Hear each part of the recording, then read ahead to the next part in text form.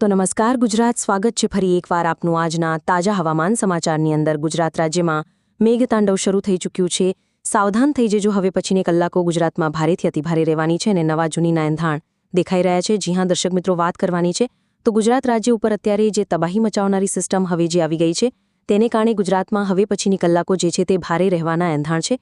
કારણ કે અત્યારે તમે જુઓ તો અત્યારે મધ્ય ગુજરાત ઉપર જે છે તે મોટી વરસાદીય સિસ્ટમ સક્રિય થઈ ગઈ છે અને આ સિસ્ટમને કારણે જે છે તે ગુજરાત રાજ્યમાં તારીખ 31 અને 1ના રોજ ગુજરાત રાજ્યમાં હવે પછીની કલાકો નવા જૂની થઈ જવાની છે, જેના વિશે અત્યારે માહિતી સામે આવી રહી છે। ગુજરાતમાં જે આ વરસાદની સિસ્ટમ સક્રિય થઈ છે તેને કારણે જે છે તે મિત્રો ગુજરાત રાજ્યમાં કડાકા ભડાકા સાથે અને ધોધમાર અતિભારે વરસાદને લઈને એંધાણ જે છે તે સામે આવી રહ્યા છે। આગાહીમાં અચાનક મોટો બદલો, મોટું પરિવર્તન થયું છે, ત્યારે હવે મિત્રો શું થશે તેના વિશે વાત કરવાની છે। કારણ કે 30 તારીખે સવારથી લઈને સાંજ સુધી જે ભારે વરસાદ જોવા મળ્યું છે તેના આંકડા પણ સામે આવ્યા છે, જેને જોતા એવું લાગી રહ્યું છે કે હવે 31 તારીખ ગુજરાત માટે કાળ સમાન બનવાની છે। 31 ઓગસ્ટના રોજ ગુજરાત રાજ્યમાં હવે મિત્રો આ મહિનો પૂરો થવા ઉપર આવ્યો છે।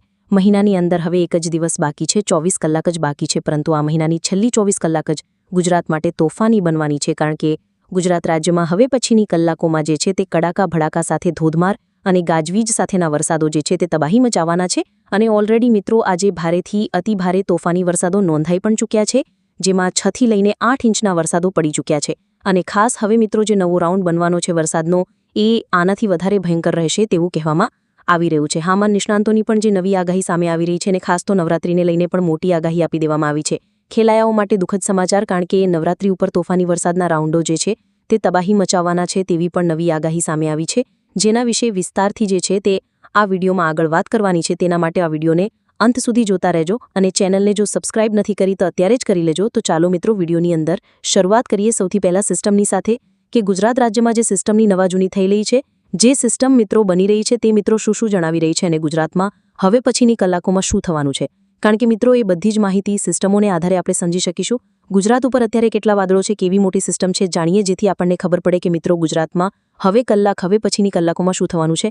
આગામી 24 કલાક એટલે કે 31 તારીખે વહેલી સવારથી લઈને સાંજ સુધીમાં શું થવાનું છે। કારણ કે 31 તારીખનો દિવસ ગુજરાત માટે અતિભારે બનશે, જેમાં વહેલી સવારે 3 વાગ્યાથી સાંજના 1 વાગ્યા સુધી તોફાન મચાવતા વરસાદો જોવા મળશે।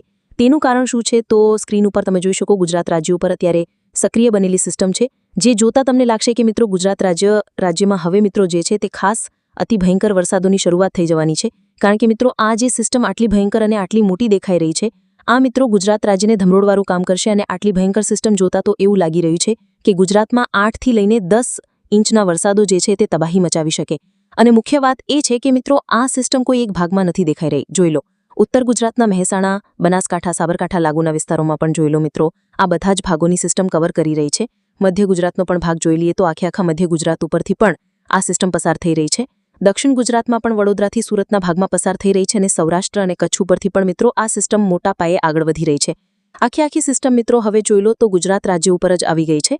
બધી દિશા તરફથી મિત્રો હવે જોર વધવા લાગ્યું છે અને તેને કારણે મિત્રો જુઓ તો ગુજરાત રાજ્ય ઉપર અત્યારે હાલ કાળ સમાન વાદળો પણ ઘેલાવાની શરૂઆત થઈ ગઈ છે।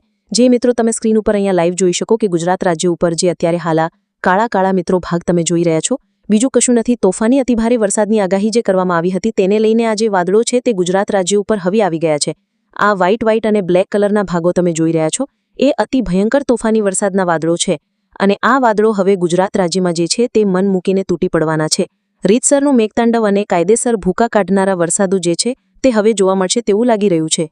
તેની વચ્ચે નવી આગાહી હવામાન નિષ્ણાંત શું કરી રહ્યા છે તેના વિશે પણ વાત કરવાની છે અને હવામાન ખાતા તરફથી ઓફિશિયલ હવામાન ખાતા તરફથી જે નકશા જાહેર કરવામાં આવ્યા છે, જે એલર્ટ જાહેર કરવામાં આવ્યા છે તેના વિશે આપણે પહેલા વાત કરી રહીએ અને ત્યાર પછી આ વિડીયોમાં આગળ જે છે તે મારે તમને કોઈ ગામ વિશે મિત્રો માહિતી આપવાની છે, કયા ગામમાં કેટલો વરસાદ પડશે, ખાસ 31 તારીખ વિશે વિસ્તારથી સમજાવીશ અને આવનારા 5 દિવસ ગુજરાતમાં કેવા વરસાદો પડવાના છે એ પણ બધા જ ગામોના નામ લઈને મિત્રો જણાવવામાં આવશે, જેમાં તમારા ગામનું પણ નામ લેવામાં આવશે। તો વિડીયોમાં અંત સુધી બનેલા રહેજો। તો મિત્રો સૌથી પહેલા જે છે તે એલર્ટ વિશે વાત કરી દઈએ કે કયા ભાગમાં કયું એલર્ટ આપી દેવામાં આવ્યું છે। તો તમે જોઈ શકો મિત્રો નવકાસ્ટ અનુસાર ગુજરાતમાં જે એલર્ટ જાહેર કરવામાં આવ્યા છે તે અતિ ભયંકર દેખાઈ રહ્યા છે। કારણ કે ગુજરાતમાં 4 જિલ્લાને છોડીને બધા જ જિલ્લાઓમાં ઓરેન્જ અને રેડ એલર્ટો જાહેર કરી દેવામાં આવ્યા છે। ઓરેન્જ અને રેડ એલર્ટનો મતલબ એવું થાય છે કે ગુજરાતમાં 5 થી લઈને 10 ઇંચના વરસાદો જે છે તે મોટા ભાગના જ જિલ્લાઓમાં ભૂક્કા કાઢશે, જેમાં રેડ એલર્ટ 2 જિલ્લાઓની અંદર આપી દેવામાં આવ્યા છે। એ બંને જિલ્લાઓ કયા કયા છે તેના વિશે તમને અપડેટ આપું તો જોઈ લો મિત્રો, સાબરકાંઠા અને બનાસકાંઠાની અંદર હવામાન ખાતાનો જે નકશો છે તે અનુસાર રેડ એલર્ટ છે. રેડ એલર્ટવાળા ભાગોમાં 5 ઇંચથી પણ વધારે વરસાદો મિત્રો આવતા હોય છે જનરલી, અને આજે આ ભાગોમાં વરસાદ છોતરા કાઢ્યા પણ છે. એના આંકડા જે સામે આવ્યા છે વિડીયોમાં આગળ હું તમને જણાવવાનો છું. મિત્રો જોઈ લો, ઓરેન્જ એલર્ટ કયા કયા ભાગમાં છે એ પણ જાણી લઈએ. તો ઓરેન્જ એલર્ટવાળા ભાગમાં પણ મિત્રો જે છે તે 2 થી લઈને 3 કે 4 ઇંચ સુધીના પણ વરસાદો ઘણી વખત આવતા હોય છે. ઓરેન્જ એલર્ટ મિત્રો જે છે તે ખાસ કરીને દરિયાકાંઠે રહેના જિલ્લા ઉપર છે, જેમાં જોઈ શકો દ્વારકાથી લઈને ગીર સોમનાથ, તેની સાથે જૂનાગઢ અને પોરબંદર જિલ્લામાં આપવામાં આવ્યા છે. ખાસ કરીને અહીંયા yellow alert.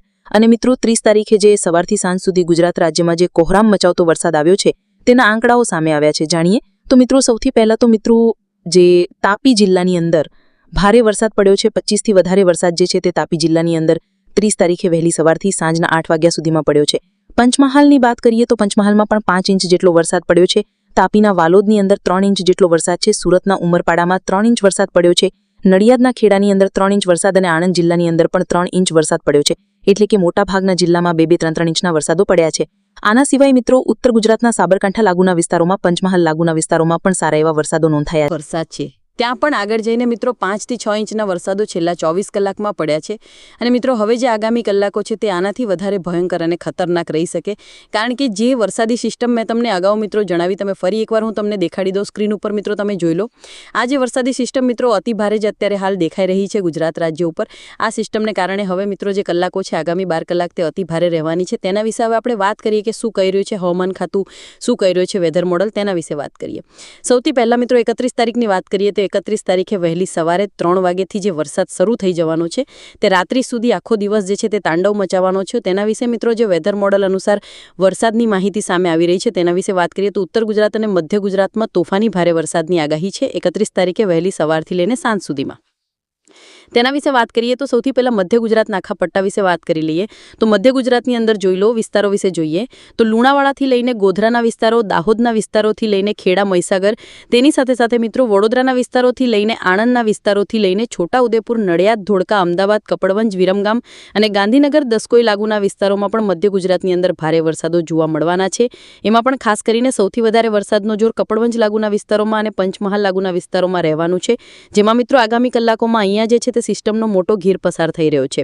Same to same મિત્રો ઉત્તર ગુજરાતમાં પણ જોઈ લઈએ તો ઉત્તર ગુજરાત આખું જે છે તે ભારે વરસાદની ઝપેટામાં, ભારે વરસાદની સિસ્ટમમાં આવતું જોવા મળી રહ્યું છે. જેને લઈને ઉત્તર ગુજરાતની અંદર ઉપરથી શરૂ કરીએ તો આબુ અંબાજીના વિસ્તારથી લઈને જમણી બાજુ આગળ વધીએ તો સાબરકાંઠાના વિસ્તારો, જેમાં ખેડબ્રહ્માના વિસ્તારોથી લઈને પ્રાંતિજ, બાયડ, મોડાસા, હિંમતનગર, મહેસાણા, તેની સાથે સાથે રાધનપુર, સાંતલપુર, દિયોદર, થરાદથી લઈને મિત્રો ઉપર ચડીએ તો પાટણના વિસ્તારો, મોઢેરાના વિસ્તારોથી લઈને મહેસાણા, તેની સાથે ડીસા, સુઈગામ, થરાદ અને ધાનેરા, પાલનપુર લાગુના જેટલા પણ વિસ્તારો છે તો ઉત્તર ગુજરાતના બધા જ વિસ્તારોની અંદર પણ અતિભારે તોફાની અને કડાકા ભડાકા સાથેના વરસાદો જે છે તે આગામી 24 કલાકની અંદર હવે છોતરા કાઢશે તેવું લાગી રહ્યું છે. તેની વચ્ચે દક્ષિણ ગુજરાત વિશે વાત કરીએ અને સૌરાષ્ટ્ર વિશે પણ જાણીએ કે આ બંને ભાગોમાં કેવું કહી રહ્યું છે હવામાન, શું કહી રહ્યું છે, શું કહી રહી છે માહિતી. તો દક્ષિણ ગુજરાતની અંદર સુરત લાગુના વિસ્તારોમાં મધ્યમથી છૂટાછવાયા વરસાદની આગાહી છે, જેમાં નવસારી, બિલીમોરા, વલસાડ, વાસંદાના વિસ્તારોથી લઈને આહવા, ડાંગ અને સાપુતારા લાગુના જેટલા પણ આ વિસ્તારો છે, બારડોલી, સુરતના વિસ્તારો છે, આ ભાગોની અંદર મધ્યમથી હળવા 1 થી 2 ઇંચના વરસો પડી શકે. પરંતુ ત્યાંથી ઉપર આવીએ તો ઉપરના ભાગોમાં ભારે વરસાદ દેખાઈ રહ્યો છે, જેમાં ભરૂચના વિસ્તારોથી લઈને અંકલેશ્વર, દહેજના વિસ્તારો, રાજપીપળાના વિસ્તારોથી લઈને ડેડિયાપાડા, ઉમરપાડા, વાંકાડ, કોસંબા, તાપી, નર્મદાના વિસ્તારો અને કોસંબા લાગુના ભાગોની અંદર જે છે તે ભારેથી અતિભારે વરસાદનું જોર વધશે તેવું લાગી રહ્યું છે. સૌરાષ્ટ્રની વાત કરીએ તો સૌરાષ્ટ્રના 4 જિલ્લામાં કોઈ મોટા વરસાદની આગાહી નથી. છૂટાછવાયા એકાદીવારના વરસાદ આવી શકે, જેના વિશે મિત્રો મેં તમને અગાઉ પણ જણાવ્યું કયા છે 4 જિલ્લા. તો જોઈ લો મિત્રો, દરિયાકાંઠે રહેલા ગીર સોમનાથ, પોરબંદર, દ્વારકા અને જૂનાગઢ જિલ્લામાં કોઈ મોટા વરસાદની આગાહી નથી. છૂટાછવાયા ઝાપટાઓ જોવા મળી શકે. ભાવનગર અને અમરેલી જિલ્લાની વાત કરીએ તો અમરેલીની અંદર જોઈ લો મિત્રો, બાબરાના વિસ્તારોથી લઈને અમરેલી, બગસરા, કુકાવાવથી લઈને નીચે આગળ વધીએ તો જોઈ લો નીચે સાવરકુંડલા, રાજુલા, લીલિયા, ધારી, દુધાળા અને જે ખાંભા લાગુના વિસ્તારો છે આ ભાગોની અંદર વરસાદનું જોર વધશે. તો ભાવનગર જિલ્લામાં પણ તમે જોઈ લો વલભીપુર, પાલિતાણાથી લઈને ગારિયાધારના વિસ્તારો, બુધેલ, ઘોઘા, પંથક, તળાજા, અલંગથી લઈને મહુવા સુધીના વિસ્તારોની અંદર ભાવનગર જિલ્લામાં પણ ભારે વરસાદનું એલર્ટ છે. ઓરેન્જ એલર્ટ પણ લાગુ કરી દેવામાં આવ્યું છે, તો સાવચેત થઈ જજો. ઉત્તરીય સૌરાષ્ટ્રના 4 મોટા જિલ્લાઓ વિશે એકસાથે વાત કરીએ કરીએ તો જોઈ લો. સુરેન્દ્રનગર, રાજકોટ અને બોટાદની એકસાથે વાત કરીએ તો સુરેન્દ્રનગરમાં લીમડી લાગુના વિસ્તારોથી લઈને નળસર સરોવર નીચે આવે તો ચોટીલા થાળગઢથી લઈને બોટાદના વિસ્તારો, માંડવા, સાલિંગપુર, બરવાડા, ગઢડાના વિસ્તારોથી લઈને વિછિયા, સરદાર, રાજકોટ, ગોંડલ, ધોરાજી, ઉપલેટા, જેતપુર, આ બધા ભાગો કે મિત્રો જે ખાસ કરીને આ 3 જિલ્લામાં રહેલા છે, રાજકોટ, સુરેન્દ્રનગર અને બોટાદ, આ બધા ભાગોની અંદર રીતસરનું મેઘતાંડવ થશે અને આગામી સમયમાં આપ ફાટશે. તેની સાથે દરિયાકાંઠે પણ જોઈ લો, મોરબી અને જામનગરમાં પણ છૂટાછવાયા 1 થી 2 ઇંચના વરસાદ આવી શકે. આનાથી કોઈ મોટા વરસાદની આગાહી નથી. કચ્છની વાત કરીએ તો ફરી એકવાર છેલ્લા 5 દિવસની જેમ આજે કચ્છમાં કોઈ મોટા વરસાદની આગાહી નથી. મિત્રો, આ તો માહિતી થઈ ગઈ 31 તારીખને લઈને, પરંતુ ત્યાર પછી શું થવાનું છે? 1 તારીખથી મહિનો બદલાશે. ત્યાર પછી ગુજરાતના હવામાનમાં કોઈ વરસાદ છે કે નહીં તેના વિશે તમને અપડેટ આપું તો જોઈ લો મિત્રો. 1 તારીખ પછી ગુજરાતમાં જે છે તે કોઈ મોટા વરસાદ દેખાતા તો નથી, પરંતુ હવામાન ખાતાની આગાહી અનુસાર વરસાદો શરૂ રહેશે 1 અને 2 તારીખે. જો તો ગુજરાતમાં કોઈ મોટા વરસાદો નથી, પરંતુ 3 તારીખથી ફરી એકવાર વરસાદી સિસ્ટમ ગુજરાત ઉપર દેખાઈ રહી છે. 3, 4, 5 તારીખે પણ મિત્રો વરસાદ સારો દેખાઈ રહ્યો છે. 6, 7, 8, 9 અને 9 તારીખ સુધી મિત્રો સારો વરસાદ દેખાઈ રહ્યો છે. જેમાં મિત્રો જુઓ તો 8 તારીખ આસપાસ જે છે તે એક વાવાઝોડા જેવી સિસ્ટમ પણ ગુજરાત રાજ્ય પર આગળ વધતી જોવા મળી રહી છે. સિસ્ટમ પસાર થતી જોવા મળી રહી છે. આ મિત્રો જોવા જઈએ તો ગુજરાતમાં આગામી દિવસોના હવામાન વિશે તમને સચોટ માહિતી આપો કે કયા દિવસે કેટલો વરસાદ આવી શકે. ટૂંકમાં સમજાવું તો મિત્રો એનાથી તમને ખ્યાલ આવશે કે આગામી દિવસોને આપણે 2 ભાગમાં વહેંચી શકીએ. અત્યારે જે વરસાદનો રાઉન્ડ છે 31 તારીખે પૂરો થયા બાદ 1 તારીખથી વરસાદનો વિરામ દેખાઈ રહ્યો છે, જે 1 તારીખથી લઈને 4 તારીખ સુધી ચાલશે. 4 થી લઈને ફરી 9 તારીખ સુધી ગુજરાતમાં એક મધ્યમ વરસાદનો રાઉન્ડ છે, જેમાં સારા એવા વરસાદો જોવા મળશે. જેના વિશે મિત્રો ભવિષ્યમાં વિડીયો બનાવીને તમને માહિતી આપીશ. આજ માટે મિત્રો આટલું જ રાખીએ છીએ. વિડીયો અહીંયા સુધી જોયો હોય તો લાઇક કરી દેજો. ચેનલ ઉપર પહેલીવાર આવ્યા હોય તો સબસ્ક્રાઇબ કરી દેજો. આવતીકાલે મિત્રો ફરી એકવાર તમને મળીશું એક નવા હવામાન સમાચારમાં. ત્યાં સુધી રજા આપશો. ધન્યવાદ. જય માતાજી, જય દ્વારકાધીશ.